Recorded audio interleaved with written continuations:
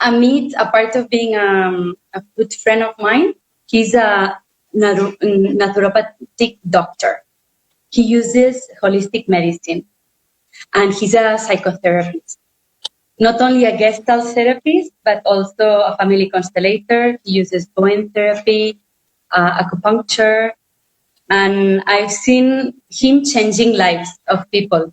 Yes. So a part of being an author, he's wrote. Did you write 4 books, Amit? Am I mistaken? There's the one main book. Mm-hmm. There's a main book called Heal Your Body, Cure Your Mind that's translated into 6 languages now. And then there's the liver book. The new book is the liver book. So it's going deeper in healing the liver, because the liver, we'll talk about today, how the liver is health, including for mental. And then there's a small weight loss book and a gluten-free, dairy-free recipes book as well. That I wrote with a friend of mine. Yes. I remember something like some more books. Lovely. A part of that, I think you are also doing some online courses. You also go to Italy to teach naturopathy to some students.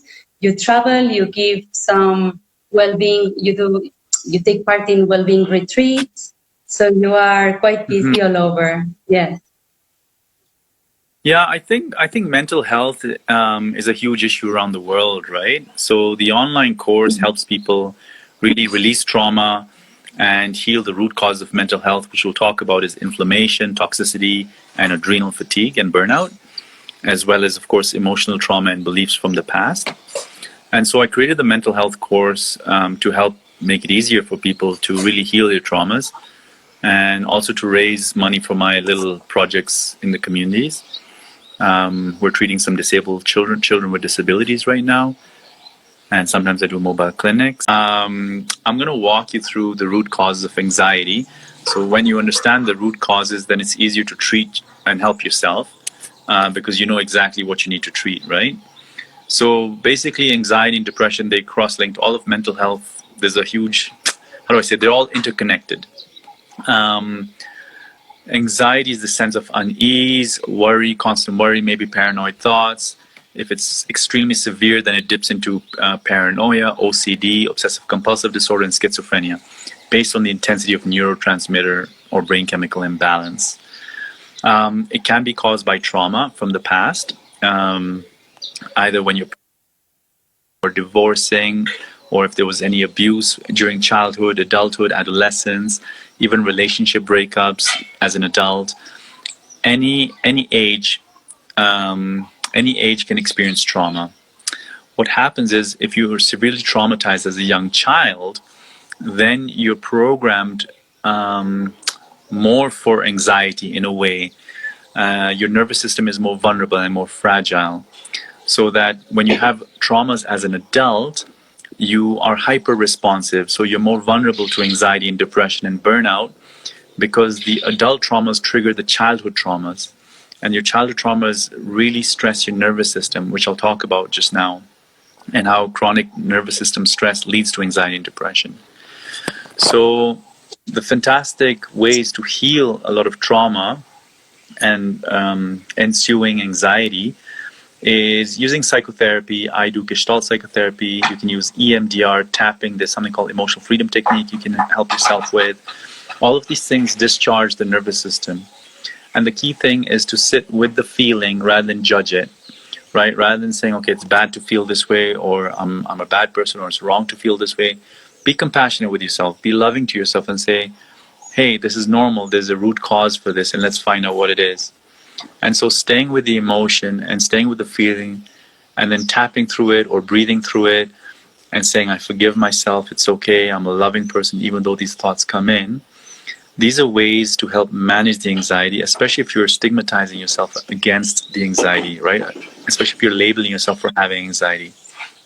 Mm-hmm. And then the other causes of anxiety and depression and most mental health conditions is also your physiology, your body's chemistry. And so I'll just walk you through a brief biology lesson. You have a stomach, you have intestines. Your intestines are like a nice tube, a nice lining, kept healthy by good bacteria and good food. over time with antibiotic use, poor diet, etc. I've written all this in my book, and there's therapies in my online course on how to treat this. This lining gets damaged with antibiotics and poor diet. Even the birth control pill can damage this lining. Then you get holes in the lining, right? You get gaps here. That's called leaky gut syndrome. And with leaky gut syndrome, what happens is toxins go into the bloodstream and cause inflammation everywhere in your body, leading cause for asthma, eczema, arthritis, weight gain, etc. And what happens with chronic inflammation, then you get a cortisol imbalance, this chemical imbalance.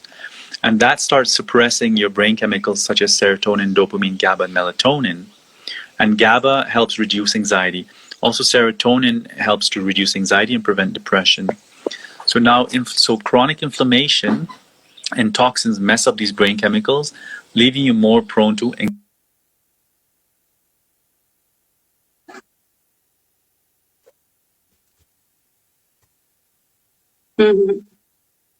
Then depression, yeah. I'll repeat that. So a lot of toxins and stuff coming from your diet, from inflammation, from alcohol, from drugs, that goes into your liver. And your liver is the master. So your liver produces less bile when it's stagnant or toxic. So you get more gas, bloating, constipation, and makes the leaky gut worse. So you get more inflammation and more anxiety. One. Number two, your liver hormones. So usually when you have liver stagnation, you get a deficiency, estrogen dominance. So basically hormonal imbalance, yeah? When that happens, also, your brain chemicals go off balance and you get more anxiety, sadness, PMS symptoms, etc. So a lot of your PMS symptoms, and this is what I teach you in the online course, are coming from, a liver stagnation combined with inflammation. Okay? And these are all simple to treat. And now you've got all this. How is it affecting us? Because all these inflammations, all this is within our body. And we know very well that the mind and the body is fully connected. There is no doubt about it. But when we feel this anxiety outside, there was a question that is like, how do we relate with this associated brain fog that anxiety brings us? How do you keep anxiety taking over from your life? How is that connected, all these organs with our brain and the anxiety and how we cope? Yeah. Right. So like I said, the cortisol imbalance, so inflammation causes a brain chemical imbalance. So when you get a brain chemical imbalance, you're going to feel anxious or depressed and stressed. So rather than think, oh, something wrong with me, just say, get curious about the anxiety. What did I eat yesterday? Was it a certain food I'm sensitive to? Or do I have too many toxins? Do I need to go see a naturopath to detoxify and heal my gut? Right? So this is how the physiology is related to mental function through the effect on the brain chemicals and the hormones, because the hormones affect the mind. Yeah? And hopefully this is making sense, yeah? And then, so there's two things, there's many things that cause anxiety, but I want to simplify it. One is external experiences, trauma, stress, breakups, etc. And the body influences, too much inflammation, too much toxicity. And my third point, that's very, very important, and one of the biggest causes of anxiety and depression is burnout. So, burnout, what does burnout mean? When you crash, when your nervous system goes wonky. And the main organ, you need to remember this, the main organ affected here is called your adrenal glands. They make adrenaline. And you'll understand why shortly. When you're stressed, when you're anxious, you produce adrenaline, right? You make this hormone, you get a fight or flight response, you wanna deal with the lion in your mind, the danger, the threat. When you're traumatized as a child, right, your adrenal glands are programmed to be under chronic stress all the time. And so they're always working. And then on top of that, you add modern day stress, telephone calls, bills, marital problems, fees, etc. All these trigger the adrenal glands even more and more. And eventually your adrenal glands burn out. And when they burn out, they get exhausted, and then they don't produce the hormone called cortisol in the right way. So you get a cortisol imbalance, which causes then a brain chemical imbalance. And when you get the brain chemical imbalance, you get more anxiety and depression and insomnia. And insomnia makes you more more tired. And when you get more tired, you burn out even more and you get more brain chemical imbalance. So a lot of Yeah, people who it's have like. been through a lot of chronic stress Mm, and a lot of mm, overwork and they're burning out, they will be more prone to anxiety and panic attacks, right? Because it's like their system is in overwhelm. And mhm. so that's one thing that causes adrenal burnout. The second thing, which is connected to what we were talking about before, is inflammation also causes adrenal burnout. And why is that? Because chemical reaction in your body. Clara, you're going. Are you there? Okay. Yeah, yeah, I Um, am. I am. okay. So when you're anxious, so when you're inflamed, you're eating the wrong foods, you're toxic, etc., you're going to get inflamed. And your adrenal glands have to make something called cortisol to manage the inflammation. Mm-hmm. Now remember, your adrenal glands are already tired from chronic stress, from childhood trauma, and all these things. And now they have to manage inflammation. Mm-hmm. Yeah? So you're Mm-hmm. tiring them out even more. So emotional Mm-hmm. stress, trauma, as well as chronic inflammation and toxins also burn out your adrenal glands. Mm-hmm. And when you burn out your adrenal glands, you get a brain chemical imbalance, which then causes the anxiety and depression. So how Mm-hmm. do you heal? How do you heal anxiety and depression? And this is where now you have to understand that there are multiple root causes, and now you know what are the root causes. So now when you choose a treatment, you understand what's the best way to treat yourself, right? Because Mm-hmm. if you have a food activity that causes inflammation and you go and do tapping or you go for therapy and counseling, you might not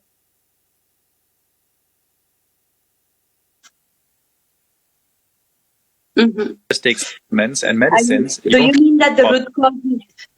You think that the root cause stays in the body then? You think that it's the organs that need first the support, that before going to a counselor, a psychologist, or a therapist, we first should check our organ system? So would you recommend first to go to a natural doctor to balance your organs and then take psychotherapy or counseling or strategies? What would be your suggestion to be able to... Mm, good, very good question, Clara. I would do both because you don't know what the root cause is unless you're really in tune with yourself. Like, for example, I treated a lot of people who were in the terrorist attack in Westgate, yeah. and we knew that their anxiety was from trauma. So we're not going to fix inflammation and leaky gut. When they come in, we're going to do psychotherapy immediately, Mm-hmm. right? So in Yeah. cases like that, if you know you were abused as a child, or you know you had maybe a miscarriage or an abortion or some family trauma or ancestral trauma, then you want to go to a therapist who can do EMDR, family constellations, these sort of therapies. And if you're not sure where this is coming from, and you're feeling brain fog, and you're feeling tired, and you might have gas, bloating as well, or PMS symptoms, then you want to go to a naturopath. And ideally, a naturopath who can work with homeopathy and emotional counseling as well, so that we can work on all the layers, heal your body, as well as work on old traumas from your past. Mm-hmm. Mm-hmm. And we have understood with what you've said a little bit that anxiety might be a consequence of all this inflammation that you've explained so Mm-hmm. well, like all Yeah, the organs and how they get into a loop with the insomnia, with the burnout, with depression. Seems like when one starts, the other one, if you don't take attention and you don't pay attention to your body or your mind, these things keep on increasing, right? And one brings exactly. to the other one. This is what I understood for what you said. But what you would say, so you would say that each anxiety comes from different causes and that you do not have like a remedy for one, because I had some people on the WhatsApp asking me, Clara, how do you overcome that crippling feeling of anxiety? Mm-hmm. That these questions were for you. Yeah. I'll give you an answer to that. So you can do some deep breathing exercises, something called alternate nostril breathing, which calms the nervous system down. These help in the meantime. These are self-soothing mechanisms. You can do emotional Mm-hmm. freedom techniques. All these techniques help, right? You can do visualization, you can do meditation or deep breathing. You can imagine yourself in a safe place, right?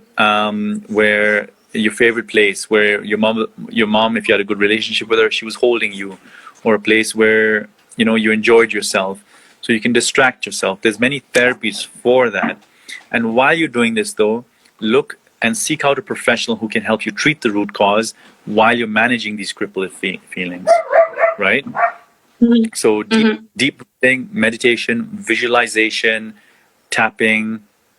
Um, what else? Some people go to a cognitive behavioral therapist therapy, that they train you how to basically think of other things apart from your anxiety. Like distract your mind in a way.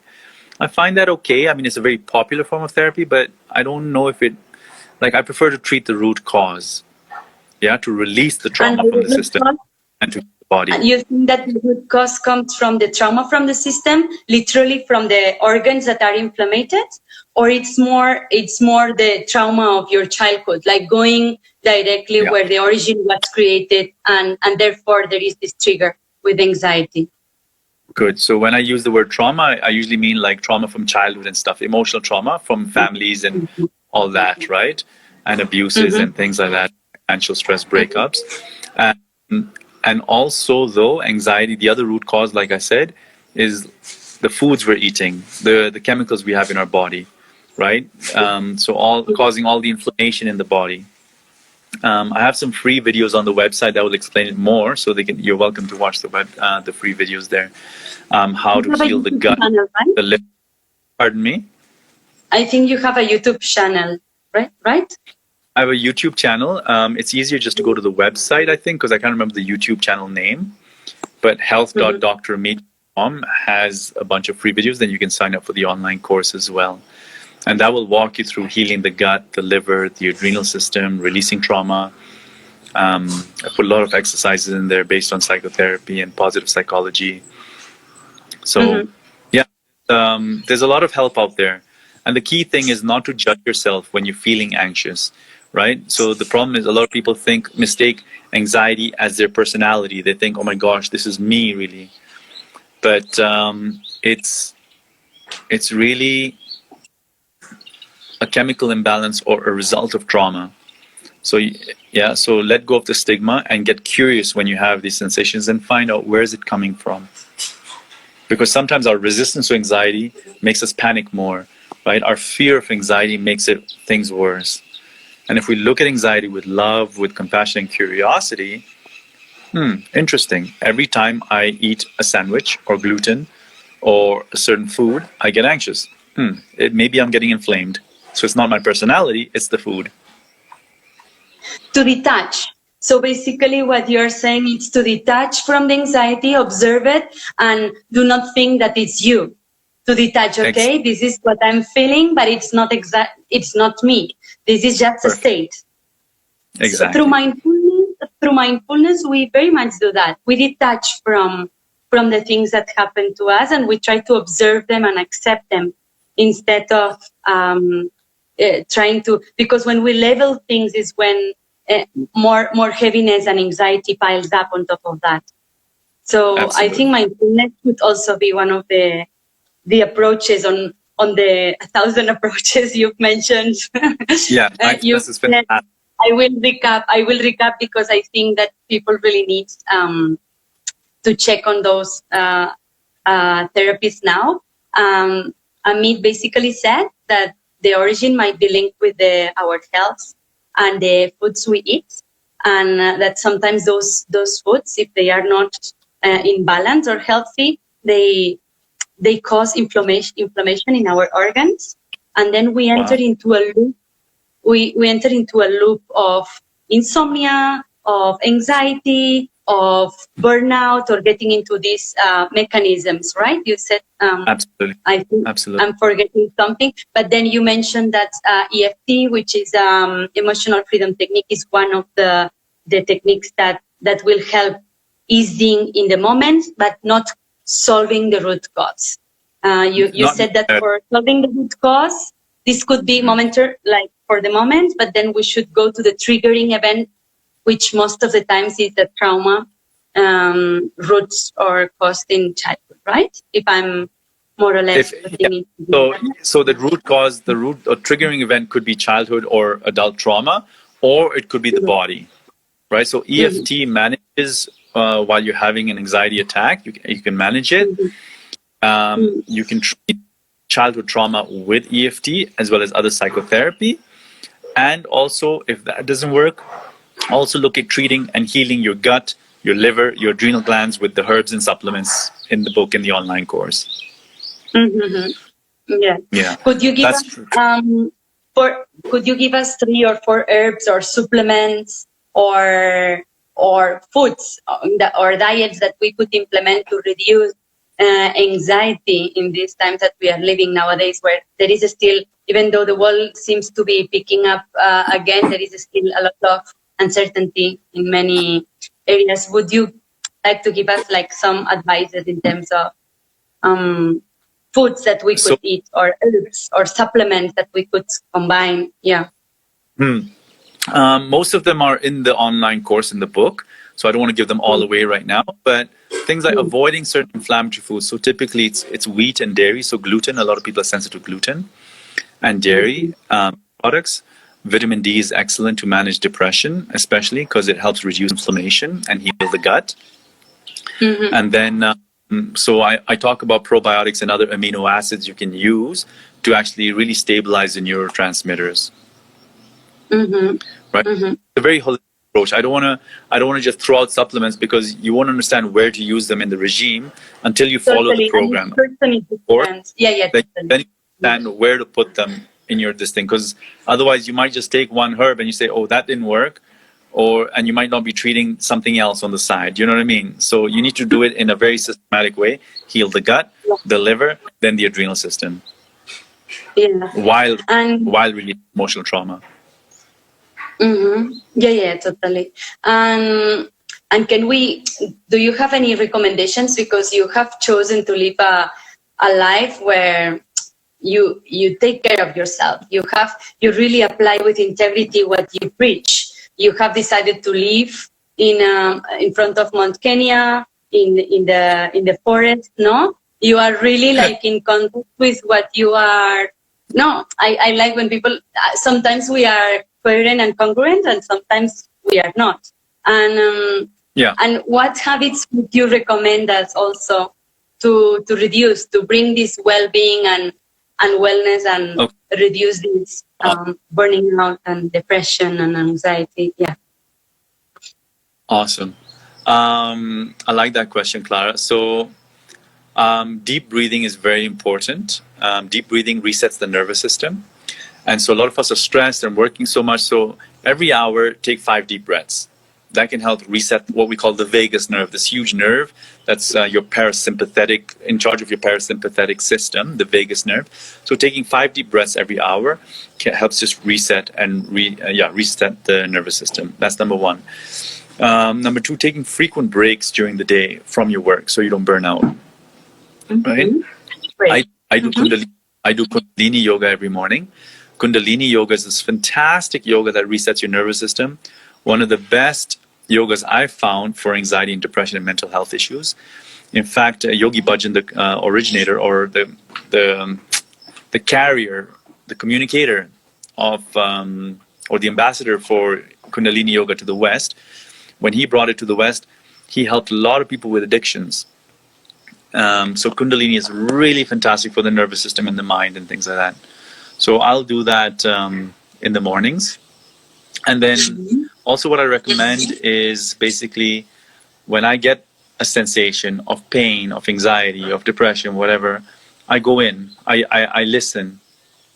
I listen, I feel it out fully, and I feel what is the negative belief I'm sitting with? What is this belief and where is it coming from?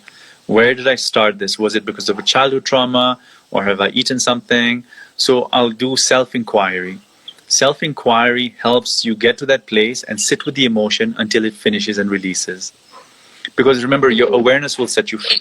Your awareness, your self-awareness of where the stimulus is coming from, where the problem is coming from, is what creates the freedom from the trauma. So, you see a big person, for example, and you feel nervous. Then you say, "Oh gosh, when I was 6 years old, I was slapped on the face by this big man." and then you realize the distinction. Okay, this big man, the big man who slapped me is not the same as this guy. Then you see the difference, then you say, then you see the softness in this new guy. He's not as threatening because you're not associating him with your childhood stuff. So a lot of self-inquiry and self-evaluation, self-awareness. And Celeste, thank you for your advice. Celeste from Madrid, from Mexico, but that now lives in Madrid, says thank you for your advice. He's given deep breaths, 5 deep breaths every hour. Take 3 breaks during the day, and use the self-inquiry, no? And also to reflect, what have we eaten? Where is this coming from? So. And strangely enough, Clara, also, I'm becoming more and more vegetarian recently. I'm craving more vegetarian food. And I'm finding that's helping mental health hugely. And instead of cooking I'll add a bit of raw food, like I'll have lentils that are cooked, but I'll try not to cook my vegetables, for example. So eating more raw food. So the enzymes in there are healing my system as well. And the amount of energy I'm getting is fantastic. So, yeah, I would say... You were never a carnivore. You were never a carnivore. You were more a pescatarian, right, Ameet? I love my lamb. I love eating lamb as well. So fish and lamb and chicken too. But really, body has, since the Kundalini yoga and things like that in my meditations, meditation also is a very important therapy, by the way, people should do. But it's really, somehow my body feels lighter and happier. Like you. You're vegetarian as well, right? Yes, I was born vegetarian. There is no merit in that. I just continued. But yeah, I think each body is different. We learn different things. I think what you said about self-inquiry is very important, because for me, I don't know anything different than being vegetarian. No, we were born in my family, and we were all vegetarian since childhood and before birth. But it's more about each person needing different things in different moments of their lives. And sometimes our body craves more for certain foods and more cereals or more fruits. So if we are connected with our body, we might be basically more in tune in what we need and reduce the risks of anxiety and getting, totally. Activate. Oh, another fellow acupuncturist like you, Ameet, that is from Uganda. Hopefully one day you will get the plane when everything is done and you can come to Uganda. There is so many people that can get inspired from your learnings and teaching. And I'm so happy that because from time to time we call each other and we exchange this kind of wisdom or trainings that we've gone through or new realizations with clients, but that we can do it public, and then people can actually go and check the video or download it and share, which is what I will do with a group of women here in Uganda, to learn these tips that you have brought us today. Hopefully. Very enlightening. Yes, I am very happy that you found the time to give us all these tips. Thank you. I will put the Amazon link to your best-selling book, which is Heal Your Mind, Cure Your Body. Heal your body. Heal your body, cure your mind. In Spanish, you can pronounce this better. Cura tu cuerpo, calma tu mente. Something like that, yeah? Oh, well done. In how many languages is it translated now, this book? 6. It's in Portuguese, 6. Italian, French, German, English, and Spanish. Oh, great. Lovely. Hopefully we are also going to have you in Barcelona giving a conference about health and nutrition. I send you a big hug, and also to the elephants near you in Mount Kenya, and to Nanyuki. They're waiting. They're waiting. Come. Yeah. And thank you so much. Thank you, everyone. Yeah, thank you, Clara. And hopefully you guys listening can spread the knowledge about treating the root cause and destigmatizing mental health issues. Yeah, there's nothing wrong with people going through schizophrenia, OCD, everything. It's just a small chemical imbalance that's easy to treat. Wow, amazing. Thank you. I love this stigmatization. Yeah, we really need it. So thank you, Ameet. Have a good evening and afternoon. I send you a big kiss, Uh, and Thank you. let's You keep too. in touch. Yeah.